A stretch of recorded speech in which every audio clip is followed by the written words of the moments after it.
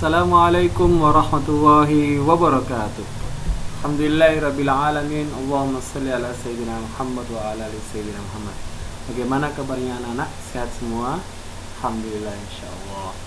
Baik, anak sekalian yang dirahmati Allah Subhanahu wa taala, pada kesempatan kali ini Ustadz akan menerangkan tentang materi Al-Adl, salah satu nama Allah dalam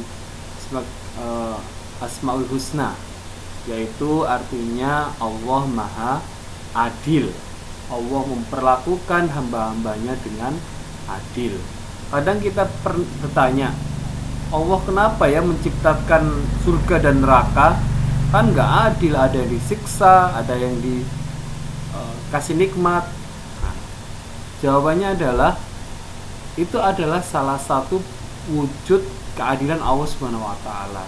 Orang yang berbuat baik, orang yang beramal soleh, dia diberikan balasan oleh Allah Subhanahu wa taala berupa surga. Sedangkan orang-orang yang berbuat jahat, yang suka menzolimi orang, berbuat maksiat, dibalas oleh Allah dengan siksa di neraka. Jadi bukan Allah tidak adil dengan menciptakan surga dan neraka, tetapi Allah Maha Adil memberikan balasan yang baik buat orang yang beramal soleh, dan berbuat jahat akan beri balasan yang jelek.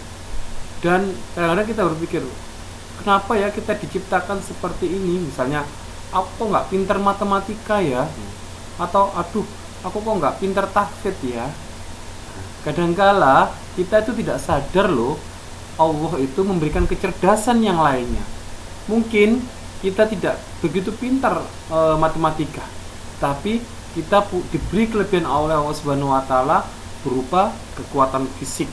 Jadi kalau kita materi olahraga biasanya dapat nilai yang bagus.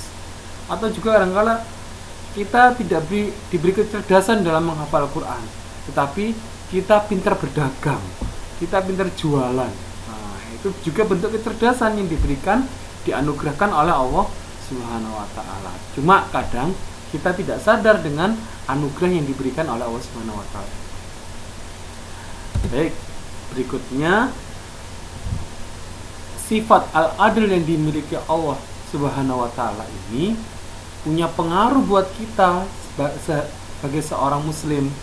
Yang pertama adalah sifat yang optimis, semangat beramal. Kadang-kadang kita tuh mengeluh ya, waktu puasa panas-panas, waduh kenapa ya kita ini kok disuruh puasa, nggak makan, nggak minum, padahal panas. Enak ini kalau minum es degan atau es tebu. Nah, tapi ketika kita mengatakan bahwasanya Allah ini Maha Adil, pasti Allah akan memberikan ganjaran kepada kita atau pahala buat kita yang kelak bisa menjadikan kita bisa masuk surga. Kita akan bersemangat untuk beramal lagi. Kita optimis akan mendapatkan hadiah dari Allah Subhanahu wa taala.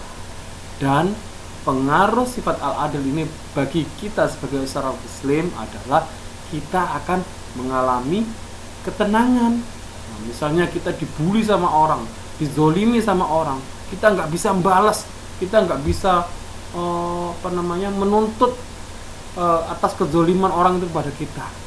Ketika kita meyakini Allah ini Maha Adil, kita tenang, yakin bahwasannya Allah kelak di akhirat akan membalas kezoliman yang pernah didapatkan terhadap diri kita. Jadi kita tenang saja, insya Allah.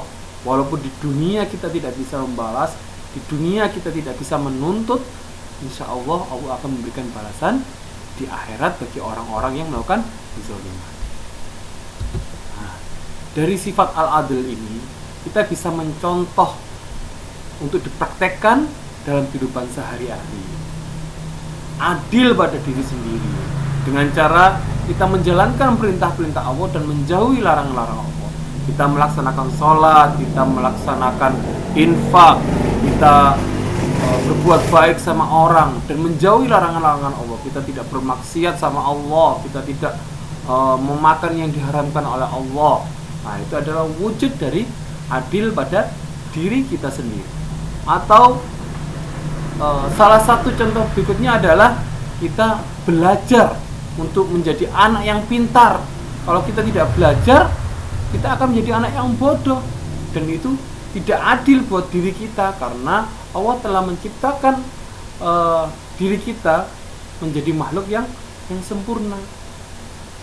Berikutnya, contoh adil kepada teman dan orang lain. Contohnya adalah tidak pilih-pilih teman. Misalnya kita cari teman yang kaya-kaya saja, atau kita mencari teman yang pintar-pintar saja, sedangkan teman-teman yang lainnya nggak dijadikan sahabat. Nah, itu tidak adil. Semua berhak menjadi teman kita. Kita ramah sama mereka, kita baik dengan semua orang. Nah, itu adalah salah satu contoh berbuat adil kepada orang lain. Yang kedua, kita mematuhi peraturan-peraturan yang ada di sekolah dan di rumah. Nah, itu juga wujud adil kepada orang lain. Kalau kita tidak mematuhi peraturan yang ada di sekolah atau di rumah atau di masyarakat, wah, pasti akan ada orang yang terzolimi, ada orang yang dirugikan. Misalnya kita buang sampah buang sampah sembarangan, itu pasti orang waduh, ini baunya gimana sih, siapa yang buang sampah sembarangan ini, seperti itu. Yang ketiga, kita mematuhi orang tua dan guru-guru kita. Nah, ini salah satu sikap berbuat adil kepada teman dan orang lain. Baik, anak-anak sekalian, demikian materi Asmaul Husna Al-Adl atau Allah yang Maha Adil. Semoga ini bisa memberikan manfaat buat kita semua.